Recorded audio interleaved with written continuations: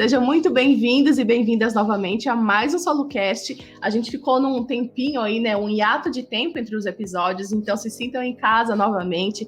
Partilhem também dos outros conteúdos por aqui, seja no YouTube, seja nas principais plataformas de áudio. Tem muito conteúdo para vocês aproveitarem aí em todo o universo de conhecimento da plataforma Solution. Hoje eu tenho o grande prazer de receber dois grandes professores, né, mais um encontro que o virtual nos possibilita, né, economizando tempo aí, dois grandes professores, professor Edson Barbeiro e também o professor José Meirelles. Se vocês navegarem lá pela plataforma Solution, vão notar que a gente está com um curso novo, que é o curso de pensamento estratégico, né? E para coroar ele, a gente traz hoje o podcast sobre inteligência de mercado, afinal é sobre pensar com, como eu já falei para vocês, dois grandes professores. Professores, sejam muito bem-vindos. E quando a gente fala em estratégias, né, logo vem os números, né, na nossa cabeça, dados, relatórios. É por aí que a gente deve pensar ou também há outros caminhos para a gente tomar essa decisão? Bem-vindos. Obrigado, bom dia. Bom dia, muito bem, Juliana. Muito obrigado pela essa introdução. Espero ser merecedor, né, dessas suas tão calorosos elogios aí, Juliana. Muito obrigado. E que honra estar com você, professor José Meirelles, nesse momento para fazer esse debate, viu? Prazer é meu. Prazer muito é meu. Bem. A Juliana, né, me deixou um desafio aqui de introduzir essa discussão e depois passar você, professor José, para a gente fazer esse diálogo aqui. A gente fala de inteligência de mercado, né? Inteligência competitiva, business intelligence, tem vários outros termos, né? Normalmente as empresas, digamos assim, mentalizam a ideia de tecnologias, dados, gráficos, né? Uma parte do pessoal que dá audiências fechar os olhos para pensar nessa ideia de inteligência, virá esse cenário na mente, né? Boa parte das empresas conduzem processos de inteligência que, então, são centrados nisso. E são realmente pontos muito importantes. As tecnologias como softwares de analíticos, né? Posso citar alguns, como o Tableau, ou o famoso Excel, que tanto utilizamos, assim por diante, softwares da SAP, Hyperion, MicroStrategy, entre diversos outros. Mas o destaque que eu gostaria, né, nós gostaríamos, professor José e eu, fazer aqui é que talvez esse não seja, Juliana, o centro dessa nossa conversa. A gente deva desenvolver humanos e empresas que pensam melhor. Daí a titulação deste podcast, Inteligência de Mercado é, afinal, sobre pensar.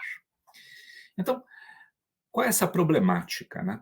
Eu acho que a problemática refere-se ao fato que muitas vezes a gente se esconde atrás das ferramentas, esquecendo de entender efetivamente o que está de modo mais profundo nos desafios.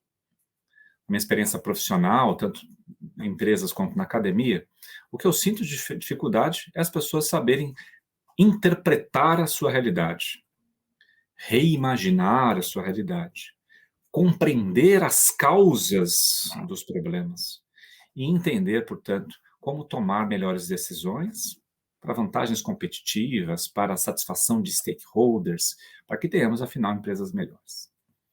A pura e simples formação de um bom gráfico, com slides de PowerPoint em diversos formatos e muitos deles, números com mais precisão que possam ter, não gerarão necessariamente a ideia de uma empresa inteligente.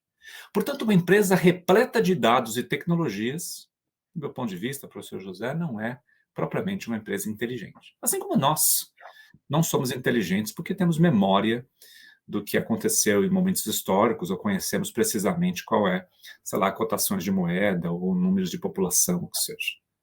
Também as empresas passam por desafio. Então, eu vejo muitas vezes, né, indivíduos que acabam se escondendo atrás dessas questões, vamos chamar de técnicas.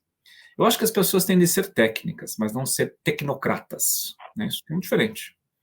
Técnicos no sentido de dominarem tecnologias, é claro que sim, mas apenas olharem elas por elas mesmas? Não. A pergunta é, o que nós estamos vendo além desse gráfico? Quais são as consequências futuras desta realidade que estamos vendo aqui? Que cenários possíveis estamos engendrando e percebendo? Quais são as causas, agora olhando para o passado, digamos assim, mais aprofundadas sobre uma determinada queda de market share, diminuição de vendas, redução de margens de contribuição, prejuízos, o que seja. Assim, Isto é, mais do que apenas a superficialidade. Saber pensar é nesse sentido. Uma empresa inteligente mobiliza um conhecimento para se transformar, não é isso? Em qualquer dos âmbitos dela, seja lá no âmbito estratégico, quando os executivos e executivas estão, né, fazendo tomar decisão para longo prazo, ou seja lá no vendedor, na vendedora, no time comercial que está utilizando informações para influenciar o processo de vendas e assim por diante. Então, é sobre pensar. A gente esquece que o principal instrumento da tomada de decisão de empresas não é aquele gráfico que está na sua frente, não é o Excel, é a mente humana, nossa capacidade imaginativa, nossa capacidade de conectar pontos, assim. E aí nós temos um gap muito grande. Um gap que talvez venha da educação, um gap que às vezes vem das culturas organizacionais que não permitem pensamentos ousados, por vezes, que não permitem que os indivíduos se posicionem com ideias diferentes, né? Quer dizer, é um olhar para este humano, não é somente olhar para as tecnologias. Mais uma vez, não estou fazendo nenhum tipo de apologia a deixe para lá o software, de jeito nenhum, porque o software, a tecnologia é sempre um instrumento do ser humano, nunca um fim em si mesmo. Não há uma tecnologia que funcione por si mesma e que, portanto, satisfaçam alguém porque ela é em si boa. O que as tecnologias devem fazer é que melhorem a gente, melhorem a nossa capacidade de decidir melhor. Então, vamos fazer um olhar histórico, né? Falar com executivos e executivas muito experientes. Eles vão dizer que, apesar da existência de muitas tecnologias, não é por isso que eu tenho times que decidem melhor, que engendram novas soluções melhores. O gap não está em completar a empresa com uma porção de novos dados ou novas tecnologias apenas. Está em tornar as pessoas competentes para pensar. E isso é desafiador. Desafiador porque o pensar nesse século XXI passa por um pensar diferente do pensar do século XX. Aí eu acho que tem bastante papo para fazer, mas queria passar para você, professor José Meirelles, um pouco como é que você enxerga essas questões, como é que você tem visto em sua vastíssima experiência. O professor José é um dos grandes professores do PSEG e que sempre nos abrilhantam com falas muito inteligentes. Muito obrigado, professor, viu, por estar comigo aqui. Professor Edson, eu é que agradeço a oportunidade que tive e que me deram para precisamente poder desenvolver um tema tão interessante, tão atual, sobretudo, e por vezes tão, desculpa a expressão, maltratado. Isso que eu queria, de facto, que nós tivéssemos essa preocupação de levar ao entendimento de todo mundo que nos está escutando que o que estamos aqui a falar, ou sobre o tema que estamos falando, é sobre informação e a forma como essa informação pode e deve ser estruturada e canalizada para se tomarem decisões. Esse é que é o grande ponto da inteligência de mercado. Temos tido vários nomes para isso, temos tido várias passagens que nos foram sendo gradativamente transformadas, desde a business intelligence, depois a inteligência de mercado, inteligência competitiva, enfim, várias formas sempre para tratar do mesmo assunto, que é como eu vou tratar os dados que disponho e como é que eu vou, através de um processo de inteligência, que nós hoje vulgarmente chamamos de racional, é uma expressão nova que apareceu no âmbito da administração. Qual é que é o racional que trata disso, não é? Que na realidade, qual é que é o processo lógico que trata desse assunto? Portanto, através de uma lógica, que nós vamos transformar esses dados em algo útil que nos permita tomar decisões que sejam eficazes, que possam trazer bons resultados para a nossa empresa. Portanto, é disso que nós estamos falando. Por outro lado, quando nós enxergamos o nosso ambiente, que nos circunda, nós vemos que é um ambiente que a única constância que tem, ou única constante, é a aceleração de mudanças. Então, nós temos alguma preocupação e temos também, digamos que, atender que quando nós olhamos muito para o passado, nós não vemos somente olhar para o passado sem entender aquilo que se está passando no presente. E esse passado, muitas vezes, ele não reflete o futuro. E isso, nós temos muito hábito, aquela expressão futebolística, não é? Em time que se ganha não se mexe, não é? Isso que se diz. Ou porque deu certo uma vez vai dar certo. Não, nada disso. Cada decisão é a decisão. É uma decisão e não mais somente um poder que já se vai repetitivo, algo que foi repetido ao longo do tempo. É isso que nós temos que enxergar. Claro está, para isso nós precisamos de mudar um pouco todo esse nosso paradigma de educação que está tendo hoje. Hoje, o produto da educação, ele tem muito mais a ver com o como fazer do que o porquê fazer. Então nós temos que começar a incutir na nossa educação, em toda a nossa empresa. E quando eu falo educação, não estou somente falando na educação académica, não. Estou falando na educação corporativa. A educação corporativa, que tem uma tendência muito forte para aquela questão do como fazer, ela esquece que o mundo varia muito. E o como fazer hoje é diferente do como fazer amanhã. Então, é isso que nós temos que entender, que para um profissional seja capaz e esteja habilitado para realizar todo o seu processo de gestão, todo o seu processo de operação, ele tem que entender não somente como bater num prego, mas porque é que ele está batendo naquele prego. Certo? Então, é disso que nós estamos falando quando nós falamos em inteligência de mercado. Nós não podemos olhar para a inteligência de mercado, conforme o professor maravilhosamente referiu, com base numa série de dados que estão expressos numa planilha, que estão expressos, enfim, num gráfico, onde quer que seja, e tirar conclusões. Porque nós temos que pensar que o nosso mundo hoje é um mundo, como os americanos chamaram lá no final do século passado, VUCA, não é? De onde vem aquela célebre expressão VUCA, não é? É um mundo muito volátil, com uma incerteza e uma complexidade enorme. Então, os negócios hoje, os processos hoje, são muito rapidamente descontinuados. Nós não sabemos o que é que vai acontecer daqui a amanhã. Se alguma pessoa souber o que vai acontecer amanhã, logicamente não precisa de fazer mais nada, já tem a sua vida garantida, não é?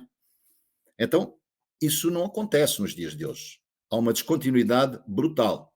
E essa descontinuidade, ela impacta fortemente na gestão empresarial. A gestão empresarial, inclusive no planejamento estratégico. Reparem o que é um planejamento estratégico rígido. Não existe isso. Eu, nos livros que tenho escrito ultimamente, eu substituí a palavra planejamento pela palavra processo, porque é um processo em construção. O processo é algo que está em construção. O planejamento dá a impressão que se vai fazer um documento escrito e que daí tem uma validade. Então, esse processo em construção, ele pressupõe a todo momento interferência humana. Interferência humana que vai interpretar alguma coisa, que permite reorientar e, de alguma forma, conduzir a empresa ao seu verdadeiro objetivo, que é a rentabilidade máxima. As empresas não nasceram, nenhuma empresa nasceu, e é isso que é importante nós entendermos, para vender nada, certo? Nenhuma empresa nasceu para vender. A empresa nasceu para lucrar. A empresa nasceu para ganhar, certo? E é isso que nós temos que entender. A venda é, pura e simplesmente, o meio de se atingir o fim, e não o fim da empresa. A produção é o meio de se atingir o fim, e não o fim da empresa. Por isso, eu tenho que olhar lá para a frente e tenho que entender como é que este mundo maluco que nós estamos vivendo hoje, como é que ele, de alguma forma, vai me permitir que eu tome as melhores decisões para obter a máxima rentabilidade para a minha empresa. Porque é disso que se trata. O vendedor, por exemplo, já agora para dar um exemplo bem objetivo, ele não deveria ser pago ou avaliado por aquilo que vende. Ele deveria ser pago ou avaliado pela forma como ele gera, como ele gerencia os ativos que lhe são atribuídos. Essa será a grande diferença da futura empresa. Porque se eu fizer isso dessa forma, eu estou a analisar o porquê. Porquê que a venda corre mal ou porquê que as coisas não estão correndo bem. Não é pelo facto de eu pagar uma comissão ao vendedor, pelo facto de ele ter batido a meta. Mas bateu a meta de quê? Certo? Ele tem que saber gerenciar aquilo que lhe é dado dentro da empresa, aquilo que está à esquerda do balanço, que é os ativos, certo? Os ativos que são precisamente os clientes e os estoques. É isso que ele gera. É isso que nós temos que entender. Então, dentro deste contexto, aparece, e agora falando mais, logicamente, sobre a inteligência de mercado, um processo relativamente recente, mas que, digamos assim, vem na sequência da transformação de vários outros processos muito baseados em tecnologia, mas num processo que exige das pessoas, que exige dos executivos, uma reflexão profunda daquilo que se está passando hoje e, sobretudo, da forma como algo que se irá passar, algum evento que vai ocorrer, pode impactar na nossa vida futura. Nós chamamos isso, quando tratamos de inteligência de mercado, análise dos fatos portadores de futuro. Os fatos portadores de futuro, hoje, eles são muito mais importantes serem analisados do que tanto a história que vem lá do passado. Porque a história que vem do passado, ela descontinua-se. Quem dizia que há 5 anos, 6 anos, o Blockbuster iria acabar? Quem diria que aparecia, enfim, o Airbnb ou alguma nova modalidade, algum novo negócio? Ninguém. O que é que vai acontecer hoje com as empresas de telefonia? Será que elas vão continuar a existir no futuro? Para quê? Elas possivelmente vão manter o nome, mas vão modificar toda a sua estrutura, toda a sua organização, inclusive todo o seu objetivo e missão, por que não? Então, tudo isto tem que ser devidamente amadurecido através de processos que vão sendo desenvolvidos progressivamente e que transformam, de alguma forma, aquilo que nós chamamos de previsão, porque ninguém prevê nada. Esse é que é o grande problema. É que as pessoas dizem, não, a minha previsão é tal. Não, ninguém prevê nada. Se houver alguém que preveja alguma coisa, é mentira, não é? É mentira, não existe. As pessoas têm vontades, mas essa vontade ela tem que ser racional. E por isso é que eu chamei lá no porquê e não no como. Elas têm uma vontade racional, daí vem a expressão racional, para que eu consiga estruturar toda uma racional que me permita atingir aquela vontade que eu tenho. Ou seja, as pessoas fazem projeções que não são mais do que vontades racionais que algo aconteça. E para isso tem que entender ou vislumbrar no horizonte mais próximo quais são os fatores de risco que podem ocorrer, que podem acontecer para não atingirem aquelas situações adversas ou, porque fator de risco também são oportunidades, ou para criarem novos negócios. E é isso que nós estamos tratando e é isso que nós temos que entender. Nós hoje, baseado, portanto, em determinadas macro-tendências que poderemos efetivamente estudar, analisar, entender porquê que elas estão, ou como é que elas foram estruturadas e por quem é que elas foram estruturadas, eliminando modismos, porque modismos é sempre algo que é perturbador dentro de um processo evolutivo, e a partir dali podermos tomar as nossas decisões. Se eu conseguir, por algum processo, e esse processo é a inteligência de mercado, realizar todos esses, digamos assim, essa reflexão à volta de um futuro, porque é de uma reflexão que se passa. Eu não estou gerenciando futuro, não estou prevendo futuro, não estou prognosticando nada no futuro. O que eu estou fazendo com a inteligência de mercado é levantando fatores de risco que, através de uma análise mais profunda, me possam criar planos de contingência, planos de mitigação de risco, de forma a que eu saiba como evitar, como ultrapassar e, eventualmente, como assumir. porque posso muito bem assumir um determinado fator de risco, se for esse o caso. Então, a inteligência de mercado, ele tem muito a ver com isto que estamos conversando. Tem muito a ver com o pensar a informação, o refletir a informação. E a informação, logicamente, que é trazida, por um lado, do passado, com todos os dados, os milhões de dados que existem. E para o futuro, pela mente humana, entendendo quais eventos estão relacionados ou mais relacionados com o negócio que eu estou tratando. Então, a inteligência de mercado faz o casamento, se quisermos, entre o passado, com todas essas informações que trazem, mas que tem que ser analisado muito, muito, muito criticamente, de uma forma muito crítica, de uma forma não tanto, digamos assim, objetiva, algo que nós temos que entender muito bem porque é que chegamos a este momento e não somente chegamos e vencemos, não é isso? Porque é que vencemos ou porque é que não vencemos, sobretudo, às vezes é melhor nós entendermos aquilo que está mal, porque é que deu mal, porquê, certo?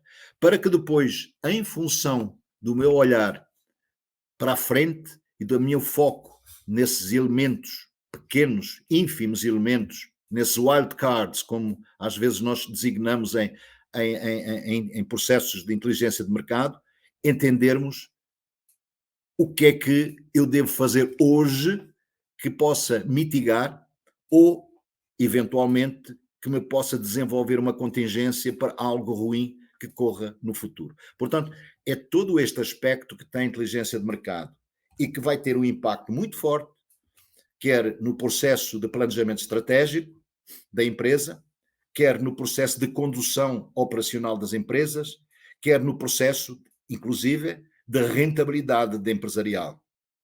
A inteligência de mercado, em empresas de produção, ela deve preocupar, sobretudo, em alinhar ofertas com demanda. Isso é fundamental e nunca é feito, ou muito raramente é feito, ou é feito a posteriori e não deve ser feito a posteriori. Nós temos que saber alinhar a oferta com demanda para reduzir estoques no canal da distribuição e para aumentar a nossa rentabilidade. Não é vender mais, é vender bem. Não é, digamos assim, comprar bem, comprar muito ou comprar pouco, é comprar bem. Então, eu tenho que ter essa ideia para traduzir essa ideia para toda a empresa, e tenho processos, nós conseguimos amadurecer, inclusive através de estruturas de Sales and Operation, portanto, essa NOP é um excelente processo de alinhamento, que nos traz uma multidisciplinariedade junto à mesa para entendermos a empresa, para entendermos o mercado, para conseguirmos, através dos insights que nos são transmitidos, deduzirmos algo e avançarmos, muito importante, ou através de processos tecnológicos que nós hoje temos, que de facto medem tendências de venda, de processos de VMI, que são processos de gestão de redes de distribuição através de fornecedores, enfim, tudo isso são procedimentos que nos ajudam, ajudam-nos a formular, digamos, processos de inteligência de mercado bem estruturados e dessa forma a aumentar a rentabilidade das nossas empresas. Então, é isto que eu queria para já emitir, enfim, a minha opinião sobre o processo, focando precisamente que temos que ter nas empresas uma capacidade de aprendizado muito forte, mas muito mais que nos falta no sentido do porquê do que tanto, como acontece hoje, no sentido do como. Enquanto eu for trabalhando nas empresas no sentido do como fazer, eu não vou conseguir nessa empresa ter uma cultura de inteligência de mercado, porque é disso que se trata, uma cultura de inteligência de mercado muito forte. Ok? Então, essa é a minha opinião, enfim, em relação a esse processo, professor. Muito obrigado. Excelente contribuição, professor José Meireles, muito boa. Destacar um ponto ou outro e fazer esse bate-bola com você, selecionar algumas palavras que você disse que para mim são particularmente enriquecedoras. Eu acho que a coisa dos porquês, né? A gente insistiu ao longo do século XX, tanto um trabalho quanto uma educação corporativa ou escolar, nos aspectos mais instrumentais e ferramentais. e acabaram por tornar as pessoas mais superficiais, né? As pessoas mais apenas reativas ao método, à tecnologia, etc. Quando o que, no fundo, faz as modificações são o que está atrás daquilo, são os porquês, as razões mais profundas, não é isso? As variáveis portadoras de futuro, né, como você mencionou. Então, a questão dos porquês, para mim, é muito importante. Quer dizer, eu não estou vendo apenas aquele dado, eu estou conseguindo me aperceber das raízes, as raízes mais sistêmicas, as raízes que permitem identificar padrões, assim, me permitem, inclusive, identificar sinais não óbvios, sinais mais fracos, não é isso? Quando a coisa não é óbvia. Quando a coisa é óbvia, todo mundo é inteligente, né? Se colocar um monte de executivos hoje e falar, olha, gente, o Big Data, a inteligência artificial, 100% desses executivos vão falar, eu sei desse negócio aí. O complicado é quando você identifica o sinal que não é fraco, que é mais fraco, né? Faz sentido, professor? Lógico, esse é que é o problema. É você ter o aspecto negativo, ver onde é que ele está e, de alguma forma, tentar entender esse aspecto negativo, porque é esse que faz a descontinuidade. Sim. O aspecto positivo, ele faz a incapacidade, porque o cara vai continuar com aquilo e, a certa altura, todo mundo repete a concorrência, e se ele não tem juízo, ele vai embora do mercado. Agora, o aspecto negativo, ele sai logo do mercado, porque tem uma descontinuidade brutal. É isso que entendo. Você repara, existem processos de inteligência de mercado, já agora, não sei se é, mas que quando você vê, por exemplo, a necessidade que nós hoje temos de reestruturar as nossas empresas para uma pós-pandemia, é algo muito, muito, muito interessante. Porque, repare, qual é o fato que nos faz ou que nos deve fazer pensar deste jeito? O facto é o seguinte: todo mundo vai ficar mais pobre, certo? Todo mundo vai ficar mais pobre, independente se é rico, se é menos, se é pobre, todo mundo vai sair mais pobre desta pandemia, todo mundo. E as empresas vão se refletir sobre isso. E vão refletir-se de que forma é que isso vai refletir no processo. As empresas vão ter que começar a expandir as atividades por todo o mundo, porque as empresas estão, digamos assim, sufocadas, não conseguem vender nos seus mercados e vêm para outros mercados. O mercado brasileiro, quer queiramos, quer não, é o 5º mercado do mundo. Então nós vamos ter uma invasão de produtos chineses à semelhança, repare, à semelhança do que tivemos lá atrás, quando 40 milhões de pessoas que estavam na classe D e subiram para a classe C e começaram a entrar dentro do mercado. Nós nunca nos apercebemos aqui desse fator. Se você reparar, e se você ler, por exemplo, a quantidade de empresas na altura que saíram dos mercados externos para vir trabalhar no Brasil, quando ouviram falar nisso, foram muito grandes. Só que elas esqueceram que os chineses vinham para aqui com força e eles estavam mais habilitados que nós a trabalhar dentro desse tipo. Então, isso foi um erro estratégico por falta de capacidade de pensamento. Nós não temos essa capacidade, esse poder de competir com as empresas chinesas. Não temos, ponto, final, parágrafo. Então, como não temos, o que é que aconteceu? Houve uma falência grande de empresas nessa época. Eu reparo que a quantidade enorme de empresas que veio trabalhar no mercado interno, digamos, aliciadas por esse fator, foi muito grande. E eu temo, por exemplo, que agora no futuro isso venha a ocorrer, porque os chineses estão muito bem preparados, têm estratégias muito bem estruturadas, agora com a Rota da Seda, com todo esse, digamos assim, todo esse processo que eles estão fazendo de evolução, e que nós não estejamos preparados para enfrentar isso no pós-pandemia, certo? Então, esse é um exemplo que eu gosto muito de trazer, porque, de facto, ele reflete, digamos assim, essa nossa preocupação. O que é que eu vou fazer? Como é que eu vou já me preparar para que isso não perturbe demasiado o meu percurso enquanto empresa, para que isso consiga que eu continue o meu desenvolvimento. Claro. É isso que nós temos que entender. Desculpe eu ter interrompido, mas eu acho que é um ponto que nós temos sempre que ter atenção. Tudo quanto se está passando no mundo, nós temos que saber interpretar. É isso que nós temos, esse é o processo de inteligência de mercado. E depois trazer para nós aquilo que nos interessa e a forma como isso vai afetar a nossa continuidade. É por aí. Excelente, professor, excelente. Eu estou concordando com suas colocações. No fundo, o que o senhor está dizendo é o seguinte, né? A gente tem que pensar na competência do futuro, não no nosso atual, certo? Claro. Então, você imagina que uma pessoa, talvez algum dos nossos ouvintes, vá numa reunião dessas entrevistas de emprego, né? E aí alguém pergunta para você, qual é a sua competência? Tipicamente uma pergunta comum. O que você sabe fazer, né? Certo. O que você vai me entregar? Eu acho que cada vez mais vai haver uma seguinte pergunta. Não quero saber qual a sua competência atual. Eu quero saber como você está se desenvolvendo para a competência de um certo tempo no futuro, a competência futura, né? Por exemplo, eu olho para mim, eu acho que assim, eu preciso ser um professor que esteja no mundo quando a inteligência artificial se acender, um mundo de mais digitalização. Qual é a competência nova, né?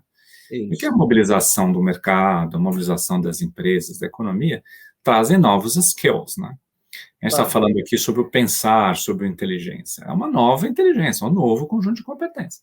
Então, olhar para o passado ajuda, é lógico, o passado é sempre uma referência, não é que a gente joga tudo fora, sabe? Mas é necessário, que o senhor colocou bem, desse olhar para essa tendência, para esse aspecto que está surgindo agora e não negá-lo. Né? Se eu negar as circunstâncias novas, é uma fuga psíquica inadequada, né? É um novo contexto, né? Exato.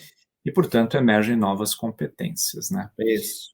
E a boa notícia é que eu acho que a gente pode fazer, certo? Não é que estamos pedindo nenhum tipo de heroísmo, né? Do tipo que as empresas são impossíveis, não.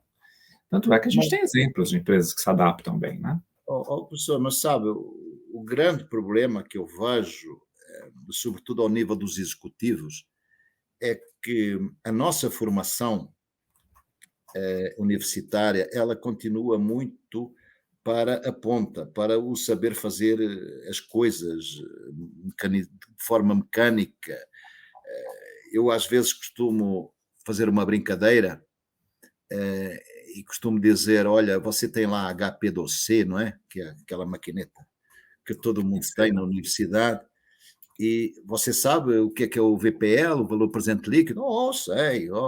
E tal. E faz assim, assim, assim. E eu perguntei para que é que isso serve. O cara não sabe para que é que serve, não é? Sim. Ele sabe fazer perfeitamente, aperta lá os botõezinhos da HP2C para fazer, mas ele não sabe para que é que serve. Sim. Para a grande maioria como se chama isso, a matemática financeira, hoje, ela é dada com base numa máquina. Mas não é para isso que ele formou, certo? Sim. Ou seja, o estudante universitário, ele tem que se formar para pensar, não necessariamente somente para fazer as coisas. Para fazer as coisas nós tínhamos o aspecto técnico, não é? É mais a questão de formação técnica, no meu ponto de vista. Técnicos, né? Os técnicos. Agora, é para pensar e para poder evoluir, porque só assim é que ele consegue inovar, certo? Só assim é que ele consegue caracterizar novos processos, só assim é que ele consegue aumentar a eficiência. Agora, não é assim que ele chega longe, somente a saber como fazer as coisas, não é? Então, é isso que eu vejo, essa falha que nós temos de alguma forma que estruturar. E que esses cursos que você está fazendo são perfeitos, porque é um curso que te dá, digamos assim, uma capacidade de desenvolvimento dentro do executivo absurda e permite que o executivo comece a entender aquilo que está fazendo, certo? E começa a entender que o executivo, quando está vendendo, ele não está vendendo, ele está gerenciando o ativo da empresa, certo? Aquilo que está, conforme eu disse, à esquerda do balanço, certo? Porque é isso que interessa. As vendas ele até pode estar fazendo, mas as vendas pode estar fazendo mal. Não é isso que ele está fazendo, ele tem que pensar, é que está gerenciando a forma como os estoques e os clientes estão sendo gerenciados. Sim. É isso que é importante. Então, essa visão do vendedor como gestor de ativo é uma visão que eu não havia pensado e que eu estou achando muito interessante. É isso. Por isso é que muitas empresas, elas já começam a pensar nesses termos, portanto, e de alguma forma tentar canalizar os prémios que dão, as metas, etc., tudo isso para essa área, não é? Sem dúvida. É isso que é interessante, é isso que é importante nós termos. Mas, enfim, é isso por agora. eu penso que É, é uma questão que mais tarde nós podemos até discutir com mais sim. tranquilidade. A gente está chegando ao final aí do podcast, as pessoas gostam muito do modelo esse modelo enxuto, né, de pílulas de conhecimento, né?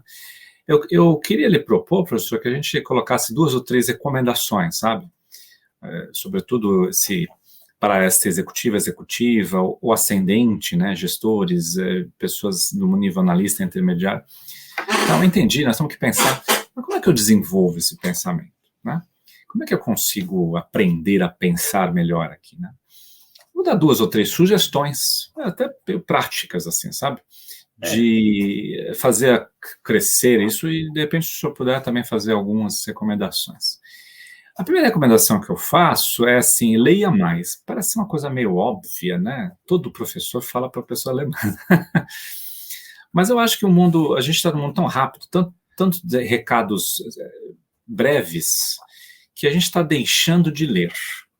Ler é ler mesmo, ler livros, ler literatura, ler livros profundos, não apenas ler coisas rápidas. Por quê?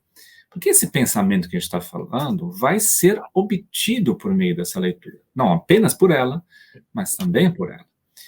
Organização de raciocínio, estruturação de vocabulário, capacidade de enxergar o mundo sob as diferentes perspectivas. Então, eu vou reforçar uma coisa que acho que os educadores do mundo inteiro estão dizendo. A gente está perdendo, muitas vezes, nossa profundidade de leitura, o que ocasiona que chega numa realidade prática, eu estou menos denso para dar tratamento àquela realidade complexa. Tem que gerenciar o tempo para dar um pouco de tempo para a leitura. A segunda coisa é também ler, mas aqui ler não textos, ler contextos. Talvez até mais importante do que ler textos é ler contextos, né? Que é o que está em torno do texto, como diz a própria etimologia da expressão em língua portuguesa. Ler contextos aqui eu quero dizer assim, ao dialogar com indivíduos, ouvir melhor. As pessoas tendem a achar que pensar significa manter-se num determinado tipo de pensamento, determinado tipo de opinião. Parece que pensar bem significa ganhar todos os debates. Parece que pensar bem significa, eu penso bem se todo mundo concordar comigo. Pensar bem significa ter atitude humilde de admitir-se incerto, de admitir-se não conhecedor, não conhecedora. Porque quem vai para uma reunião falando, eu tenho todas as certezas, é esse o jeito de pensar, eu estou certo no que eu estou falando, começou a pensar mal. Porque quem pensa bem, primeiro ouve bem. Está diante de circunstâncias que ele fala, qual é a sua visão, qual é a outra visão, qual é a sua visão, qual é essa visão, e compõe um pensamento que é contextual. E quando eu penso no contextual, essa é a minha última colocação, eu entendo que o pensar estratégico nunca pode ser um pensar sozinho. Não tem ninguém, em qualquer empresa hoje, que tem conhecimento suficiente para o mundo complexo que a gente vive. As empresas estão aumentando de complexidade. Um monte de stakeholders, legislações, chineses invadindo o Brasil, pandemias, globalização em geral, nova legislação, ambiente político. Tomar decisão hoje é um negócio assim que é realmente muito desafiador, até para nossas vidas pessoais, né? É um garoto hoje que está fazendo vai começar a fazer faculdade, ele pode escolher entre 450 cursos, né? É uma coisa impressionante a quantidade de alternativas que as pessoas têm. É difícil tomar decisão. Então, quer dizer o seguinte, que a inteligência que estamos falando aqui é sempre uma inteligência coletiva, não uma inteligência do indivíduo apenas. A pergunta que fica assim, se eu não sei isso, como que eu me articulo na equipe para que esse saber se apresente, se mobilize? Como eu potencializo que a equipe aprenda e pense melhor? Não apenas eu saiba todas as soluções. Porque não vai dar certo se continuarmos enxergando o decisor como um cidadão, uma cidadã atomizado, isolado, como aquele pensador do Rodin, que está numa circunstância em que ele tem que fazer tudo aquilo ali. Sempre será no time, sempre será diante da comunicação. E que possivelmente significa incluir o dissenso. Nós temos terrível dificuldade de ouvir dissensos. O indivíduo que pensa diferente de nós. E aí começamos a não ser inteligentes mais, né? quando a gente é incapaz de escolher o descenso. Veja, exemplo pragmático. Eu suponho que uma das grandes razões pelas quais empresas como as famosas e até cansativos exemplos da Kodak, da Blockbuster, BlackBerry, entre outras, que falharam na mudança que deveriam ter sido empreendidas, é que provavelmente não eram organizações que recebiam bem o dissenso. Alguém levantava a mão na Blockbuster, por exemplo, e dizia, olha, nós temos que mudar esse modelo de negócio. Essas lojas não podem mais existir se o consumidor não quer devolver na segunda-feira de manhã um DVD na minha loja. Mesmo que eu tenha milhares de lojas lucrativas hoje, é necessário ouvir o dissenso. O dissenso é doloroso, o dissenso é angustiante, mas é necessário por pensar. Queria passar para o senhor, professor, também me delonguei, né? Coloca o professor para falar, né? A gente fica... Não, está tranquilo. Bom, eu, em princípio, eu concordo perfeitamente com tudo que você falou e as suas conclusões foram magníficas.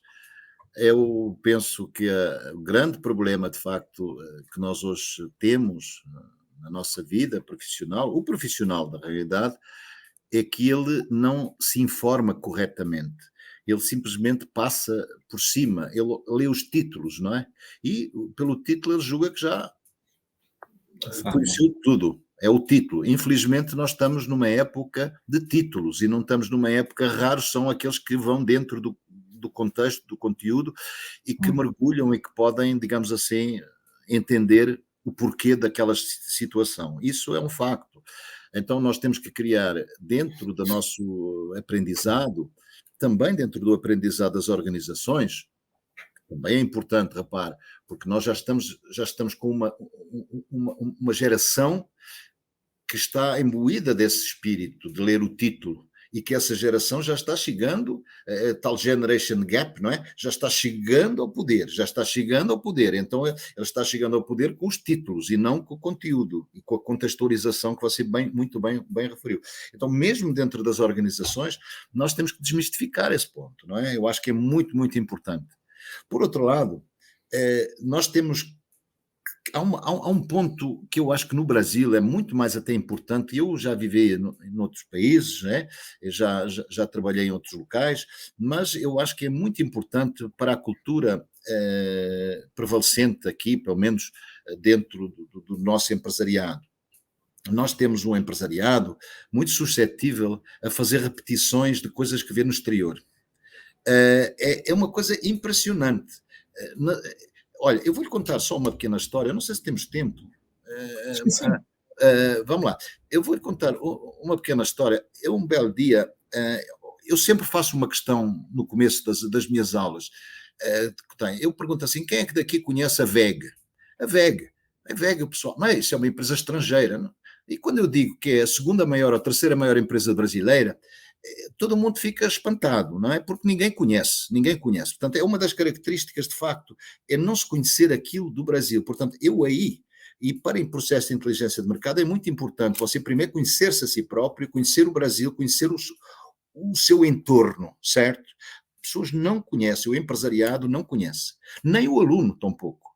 Faça essa questão num aluno, inclusive do MBA pode fazer, não tem problema. Provavelmente você vai ter a desilusão de 5% ou 6% ou 10% conhecerem porque já trabalharam com, mas ninguém conhece e ninguém dá o aspecto à WEG. Por que é que eu digo isto da WEG? Eu vou explicar.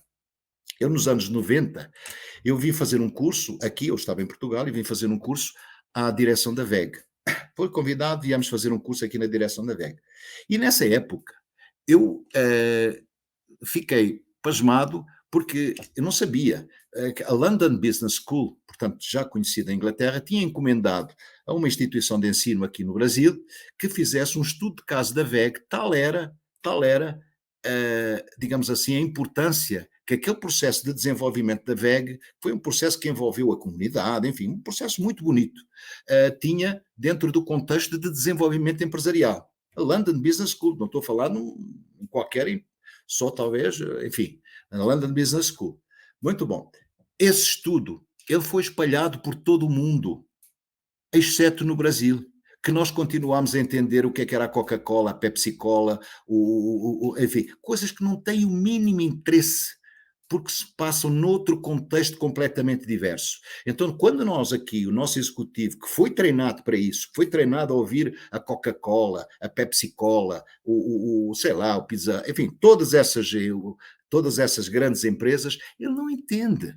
Porquê que ele não entende? Porque ele foi treinado dentro desse contexto.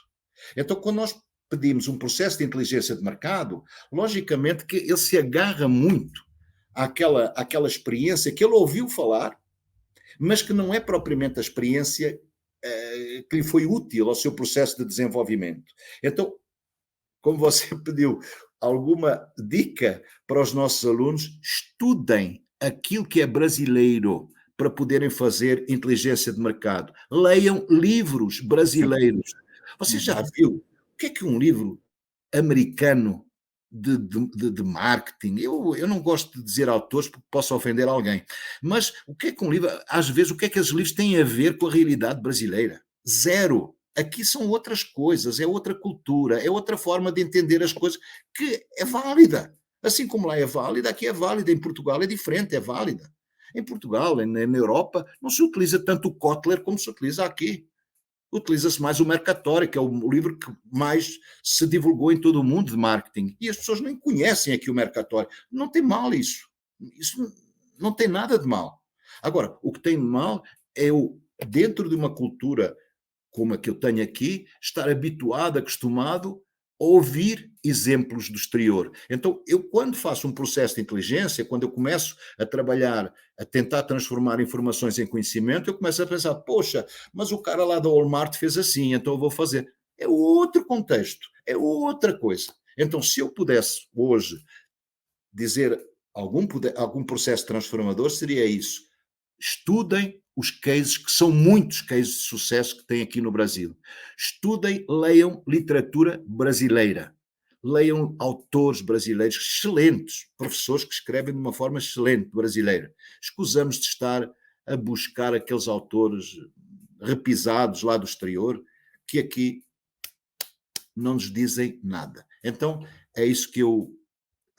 Enfim, você me pediu, professor, e que eu estou aqui, portanto, para tentar dizer a minha contribuição para que um processo de inteligência de mercado possa ter maior efetividade no futuro. Obrigado. De acordo, professor. Quero tomar a liberdade, Juliana, de encerrar aqui agradecendo muito, professor, excelente colocação final, recomendação muito importante, né? Agradecido, professor. Muito orgulho e honra de estar com você nessa conversa, viu, professor? Obrigado, eu é que agradeço. Obrigado. Juliana, está com você o encerramento aí, querida. Obrigada, professor. Antes da gente... Não, foi uma delícia, professor, fique tranquilo. Antes da gente iniciar a gravação, a gente até comentou, né, da possibilidade de juntar dois grandes professores que aqui nos bastidores a gente sempre admirou muito para uma conversa e olha, deu mais do que certo. Foi uma delícia acompanhar vocês. Anotei as dicas aqui, ó, acompanhando. Inclusive, o professor José tem livro, não tem, professor? Tenho livro eu publiquei no Brasil, acabei do 13º livro no Brasil que eu publiquei agora. Só 13? No Brasil, depois tenho outros lá em Portugal também. Tem lá em Portugal. Uma ótima dica de leitura também para os alunos. E eu acho que os insights também da gente pensar mais, né? Aproveitar esses números para trazer novos ares e não tão preso ali em gráficos. Sensacional. Professores, muitíssimo obrigada, viu, pela participação no nosso primeiro aqui, SoloCast. Certo. A gente se encontra, então, em mais episódios. Fiquem por aqui, que semana que vem tem mais um episódio para vocês.